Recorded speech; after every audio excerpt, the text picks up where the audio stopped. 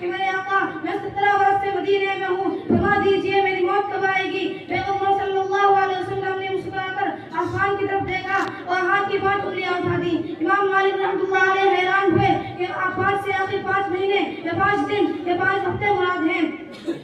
علامہ ابن سیرین جو خواب کی تعبیر دینے میں وقت کے بہت بڑے امام تھے، امام مالک رحمۃ اللہ علیہ نے ان کے پاس آدمی بھیجا کہ جا کر حضرت سے پوچھ کر آؤ اس کی تعبیر کیا ہے۔ کہنے لگے یہ کسی عام آدمی کا نہیں بلکہ وقت کے امام اور کسی بڑے عالم کا خواب ہے۔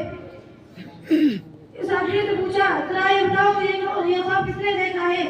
رات ظاہر ہوا کہ یہ خواب امام مالک رحمۃ اللہ علیہ نے دیکھا ہے۔ علامہ ابن سیرین نے کہا کہ آقا صلی اللہ علیہ وسلم نے قرآن کی وہی آیت پڑھی خمس لا یعلمہن الا اللہ کہ موت کا علم ان 5 چیزوں میں